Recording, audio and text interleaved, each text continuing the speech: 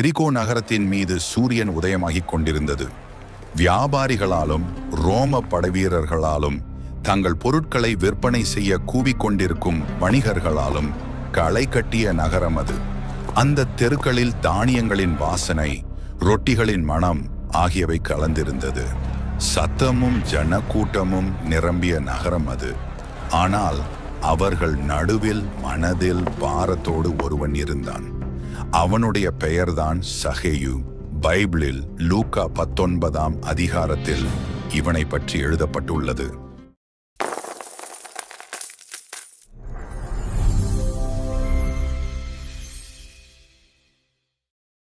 சகேயு மிகுந்த அதிகாரம் பெற்றவன். வரி வசூலிப்பவர்களின் தலைவன் என்பதால் தன் சொந்த மக்களிடமிருந்தே வரி வசூலித்து ரோம பேரரசருக்கு பணியாற்றினான். ஆனால் அவன் தேவையான வரியை மட்டுமல்ல, அதற்கு மேலும் கூட ஜனங்களிடமிருந்து வசூலித்து வந்தான். அந்த அதிகப்படியான பணத்தை தன் வசம் வைத்துக் கொண்டான். மற்றவர்களின் வேதனையிலிருந்தே அவன் செல்வம் வந்தது. அவன் எங்கே சென்றாலும் ஜனங்கள் முணுமுணு என பேசும் பேச்சு அவனை தொடர்ந்து நிழல் போல வந்தன. மக்கள் அவனை விரும்பவில்லை. ஒருவன் முணுமுணுத்தான், சகேயு ஒரு ஏமாத்துக்காரன், ஒரு திருடன். மற்றொரு பெண் கோபத்துடன் முணுமுணுத்தாள், அவன் அளவுக்கு மிஞ்சி அதிகம் நமது பணங்களை பறிக்கிறான். மக்கள் தன்னை வெறுக்கிறார்கள் என்பதை நன்றாகவே சகேயு அறிந்திருந்தான். ஆனால் அவன் அதை குறித்து கவலைப்படாதவன் போல நடந்து கொண்டான். அவனிடம் பெரிய வீடும் அழகான விலையுயர்ந்த ஆடைகளும் எப்போதும் அவனது விருந்து மேசை உணவால் நிரம்பியிருந்தது. ஆனால் அவனுடைய உள்ளம் வெறுமையாக இருந்தது. பணம் இருந்தும் சமாதானம் இல்லை, மரியாதை இல்லை, நண்பர்களும் இல்லை. அவன் செல்வத்தில் வலிமையானவன், ஆனால் ஆத்துமாவில் எளியவனாயிருந்தான். அன்று காலையில் நகரத்தின் தெருக்கள் வழக்கத்தை விட சத்தமாகவும் பரபரப்பாகவும் இருந்தது. எல்லா ஜனங்கள் நடுவிலும் ஒரு உற்சாகம் காணப்பட்டது. இயேசு வருகிறார், இயேசு வருகிறார் என்று ஒரு சிறுவன் கூட்டத்தை கடந்து ஓடிக்கொண்டே கத்தினான். நாசரேத்தை சேர்ந்த இயேசு, ஆசிரியர், சுகப்படுத்துகிறவர் வருகிறார் என்று ஒரு பெண் வியப்புடன் மற்றவர்களிடம் சொன்னாள். இந்த செய்தியை கேட்டதும் சகேயுவின் இருதயம் வேகமாக துடித்தது. அவரை பற்றி அவன் ஏற்கனவே கேள்விப்பட்டிருந்தான். குருடர்களின் கண்களை திறந்தவர், நடக்க முடியாதவர்களை நடக்க வைத்தவர், தேவனுடைய அன்பை அறிவித்து பாவிகளுடன் அமர்ந்து உணவு உண்டவர் என்பதை அவன் கேள்விப்பட்டிருந்தான். இது உண்மையா? என்னை போன்றவர்களை நேசிக்கும் ஒருவர் உண்மையிலேயே இருக்கிறாரா என்று அவனுக்கு யோசனை மேல் யோசனை எழுந்தது. அவன் ஆவலை அடக்க முடியவில்லை. இயேசுவை எப்படியாவது பார்த்துவிட வேண்டும் என்று சொல்லி தன்னிடம் இருந்த சிறந்த ஆடையை அணிந்து நெரிசலும் ஜனங்களின் கூட்ட நெரிசல் நிறைந்த தெருவில் தன் காலை வைத்தான். கூட்டத்தை தள்ளிக்கொண்டு முன்னேறத் தொடங்கினான். ஆனால் சகேயுவுக்கு ஒரு பிரச்சனை இருந்தது. அவன் குள்ளனாயிருந்தான். அவன் எவ்வளவு முயன்றாலும் அவன் கண்களுக்கு தெரிந்தது மக்களுடைய தலையின் பின்புறம் மட்டுமே. அவன் துள்ளி குதித்து இயேசுவை ஜனக்கூட்டத்தில் காண முயன்றான். ஆனால் எதுவும் பயனில்லை, பலனளிக்கவில்லை. கொஞ்சம் ஓரமாக நகருங்கள் என்று அவன் விண்ணப்பித்தான். முடியாது, நீ ஓரம் போ சகேயுவே என்று ஒருவன் கேலியுடன் சொன்னான். உனக்காக நாங்கள் ஏன் வழிவிட வேண்டும் என்று இன்னொருவன் இகழ்ச்சியுடன் கேட்டான். ஆனால் சக்கேயு மனம் தளரவில்லை. என்ன செய்வது என்று யோசித்து அவன் சுற்றி பார்த்தான். அப்போது அந்த சாலையோரத்தில் ஒரு பெரிய வலிமையான காட்டுத்தீ மரம் இருந்தது. யோசிக்காமல் அவன் முடிந்தவரை விரைவாக ஓடினான். மக்களின் பார்வைகளையும் கேலிச் சிரிப்புகளையும் பொருட்படுத்தாமல் இயேசு போகும் வழியில் முன்னாக அவரை பார்க்கும்படி ஓடி பெரும் முயற்சியுடன் அவன் ஒரு கிளையை பிடித்து அந்த மரத்தில் ஏறினான்.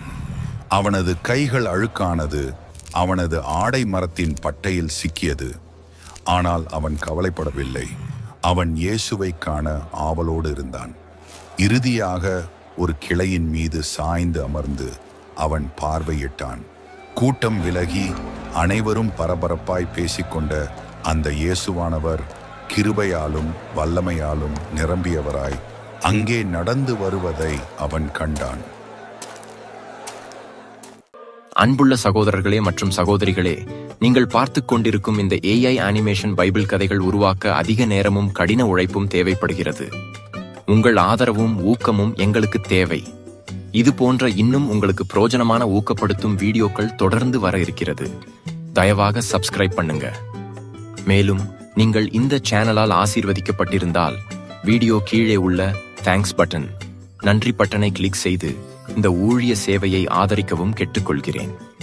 உங்கள் ஒவ்வொரு ஆதரவும் இந்த ஊழியம் மேலும் வளர உதவும். நன்றி. தேவனின் ஆசீர்வாதம் உங்கள் மீது இருக்கட்டும். அப்பொழுது யாரும் எதிர்பார்க்காத ஒன்று நடந்தது. இயேசு அந்த மரத்தின் கீழே வந்து நின்றார். இயேசு அந்த இடத்தில் நின்று மேலே நோக்கி சகேயுவை பார்த்து அவனை கண்டு சொன்னார், சகேயுவே, நீ சீக்கிரமாய் இறங்கி வா. இன்றைக்கு நான் உன் வீட்டிலே தங்க வேண்டும் என்றார். இயேசு அவனுடைய பெயரை அறிந்திருந்தார். சகேயு அங்கேயே உறைந்து போனான்.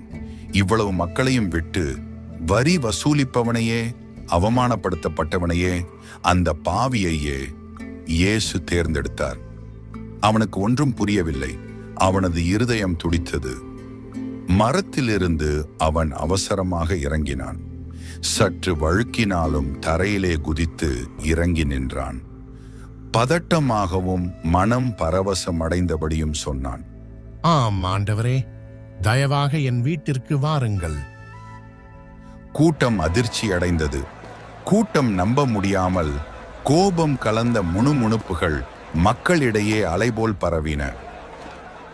இயேசு இவன் வீட்டுக்கா போகப் போகிறார் என்று ஒருவன் அதிர்ச்சியுடன் சொன்னான். மற்றொரு பெண் புலம்பினாள், அவன் ஒரு பாவி, அவன் ஒரு திருடன். மற்றொருவன் முறுமுறுத்தான், இந்த மனிதன் எங்களிடமிருந்து பறிக்கிறவன், ஆனாலும் இயேசு இவனை தேர்ந்தெடுக்கிறாரா? முறுமுறுப்பு மேலும் அதிகமாகியது. மக்கள் விரலை காட்டி தலைகளை அசைத்தனர். சகேயு பதட்டமாக சுற்றி நோக்கினான். ஆனால் பிறகு அவன் பார்வையை இயேசுவின் மேல் திருப்பினான். அவனது கண்களில் கண்ணீர் மலர்ந்தது. இயேசு அவர்களது பேச்சை பொருட்படுத்தவில்லை. இயேசு அமைதியாக நின்றார். அவரது பார்வை உறுதியுடனும் கருணையாலும் நிரம்பியிருந்தது. சந்தோஷத்தோடே இயேசுவை அவன் தன் வீட்டுக்கு அழைத்து கொண்டு போனான். அந்த மாலை பொழுது இயேசு சகேயுவின் வீட்டில் மேசையில் அமர்ந்திருந்தார். ரொட்டி, ஒலிவப் பழங்கள், வறுத்த மீன் ஆகியவை எல்லாம் பரிமாறப்பட்டிருந்தது. ஆனால் சகேயுவின் மனம் இயேசுவின் ஒவ்வொரு வார்த்தையிலும் பதிந்திருந்தது. மன்னிப்பின் வார்த்தைகள், அன்பின் வார்த்தைகள், தேவராஜ்யத்தின் செய்தி, இவையெல்லாம் அவனுக்குள் ஏதோ ஒன்று செய்தது. அதே நேரத்தில் சமாதானமும் பெரும் ஆறுதலும் அவனை மூடியது. ஆண்டுகளாய் அவன் சுமந்த குற்ற உணர்வு பெருக்கெடுத்த வெள்ளம் போல் வெளியேறியது. திடீரென சகேயு கண்ணீருடன் எழுந்தான். ஆண்டவரே என்று நடுங்கும் குரலில் சொன்னான், என் சொத்துக்களில் பாதியை ஏழைகளுக்கு கொடுக்கிறேன். நான் ஒருவனிடத்தில் எதையாகிலும் அநியாயமாய் வாங்கினதுண்டானால் அவர்களுக்கு 4 மடங்கு திருப்பிக் கொடுக்கிறேன் என்றான். கூட்டம் மூச்சு விடாமல் அமைதியாக பார்த்தது.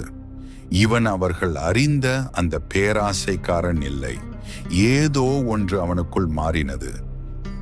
இயேசு சந்தோஷமாய் சிரித்து கூறினார், இன்று இந்த வீட்டுக்கு ரட்சிப்பு வந்திருக்கிறது. ஏனெனில் இவனும் ஆபிரகாமின் புத்திரன். மனுஷகுமாரன் இழந்ததை தேடவும் ரட்சிக்கவுமே வந்திருக்கிறார் என்றார். அந்த நொடியில் சகேயுவின் இருதயம் புதிதானது. செல்வத்திற்காக வாழ்ந்தவன் இனி இயேசுவிற்காக வாழ்ந்தான். ஆஹா, சகேயுவின் இந்த சரித்திரம் எவ்வளவு அதிசயமானது! இது மரத்தில் ஏறிய ஒரு மனிதனின் கதை மட்டுமல்ல. உலகம் நம்மை இகழ்ந்தாலும் வெறுத்தாலும் நம்மை காணும் தேவனை பற்றினதாகும். சகேயுவின் வாழ்க்கையிலிருந்து நாம் கற்றுக்கொள்ளும் 4 காரியங்களை சிந்திப்போம். முதலில் இயேசு நம்மை காண்கிறார். சகேயு தன்னை கூட்டத்தில் இருக்கும் ஒரு சாதாரண நபராய் தன்னை நினைத்தான். யாரும் அவனை விரும்பவில்லை, யாரும் அவனை ஏற்றுக்கொள்ளவும் இல்லை. ஆனால் இயேசு நின்று மேலே பார்த்து அவனுடைய பெயரை சொல்லி அழைத்தார். அதே தேவன் உங்கள் பெயரையும் அறிவார். அவர் உங்கள் இதயத்தையும் உங்கள் போராட்டங்களையும் உங்கள் வலிகளையும் அறிந்தவர். வேதத்தில் தாவீது எழுதுகிறார், சங்கீதம் 139 1 கர்த்தாவே, நீர் என்னை ஆராய்ந்து அறிந்திருக்கிறீர். என் உட்காருதலையும் என் எழுந்திருக்குதலையும் நீர் அறிந்திருக்கிறீர். என் நினைவுகளை தூரத்திலிருந்து அறிகிறீர். இந்த தேவன் நம்மையும் அறிந்திருக்கிறார்.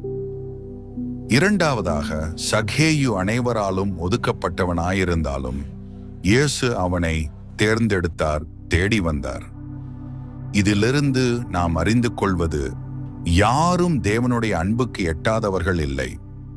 உங்கள் தவறுகள் எதுவாக இருந்தாலும், உங்கள் கடந்த காலம் எப்படி இருந்தாலும், இயேசு உங்களை அவர் அருகில் அழைக்கிறார். மனுஷகுமாரன் இழந்ததை தேடி ரட்சிக்கத்தான் வந்திருக்கிறார். லூக்கா 19:10. மூன்றாவதாக, சகேயு இயேசுவை சந்தித்த போது அவன் வாழ்க்கையும் மாறியது. அவன் தனது செல்வத்தின் பாதியை ஏழைகளுக்கு கொடுத்தான். 4 மடங்கு திருப்பிக் கொடுத்தான். இதுவே உண்மையான மனந்திரும்புதல். நாம் இயேசுவை சந்திக்கும் போது நமது வாழ்க்கையும் சகேயுவின் வாழ்க்கை போலவே மாற்றப்படும். இறுதியாக, சகேயு தன் பணத்தால் ஒருபோதும் பெற முடியாததை பெற்றுக்கொண்டான். சமாதானம், ஆனந்தம், விடுதலை, ரட்சிப்பு ஆகியவை. இயேசு கிறிஸ்து நமது வாழ்க்கைக்குள் வந்தால் எல்லாம் மாறும். அவர் நமக்கு ஒரு புதிய இருதயத்தை தருகிறார். வேதம் சொல்லுகிறது, ஒருவன் கிறிஸ்துவுக்குள் இருந்தால் புது சிருஷ்டியாயிருக்கிறான். பழையவைகள் ஒழிந்து போயின, எல்லாம் புதிதாயின. என்னுடன் சேர்ந்து ஜெபியுங்கள். ஆண்டவராகிய இயேசுவே, சகேயுவின் இந்த சக்தி வாய்ந்த கதைக்காக உமக்கு நன்றி. எங்களை நீர் காண்கிறீர், எங்களை அறிந்திருக்கிறீர். எங்கள் நிலைமையை பொருட்படுத்தாமல் எங்களையும் நேசிக்கிறீர் என்பதை இதன் மூலம் நினைவூட்டியதற்கு நன்றி. இன்று எங்கள் இதயங்களை உம்மிடத்தில் திறக்கிறோம். எங்கள் பாவங்களை மன்னித்து எங்கள் உள்ளத்தையும் இருதயத்தையும் மாற்றிடும். நாங்கள் சகேயுவை போல நேர்மையாய் வாழவும், மற்றவர்களை நேசிக்கவும், உண்மையாய் உம்மை பின்பற்றவும் எங்களுக்கு உதவிடும். எங்கள் வீடுகள் உமது பிரசன்னத்தினாலும் சமாதானத்தாலும் ஆனந்தத்தாலும் நிரம்பி இருக்கட்டும். இயேசுவின் நாமத்தில் ஜெபிக்கிறோம் எங்கள் நல்ல பிதாவே. ஆமென்.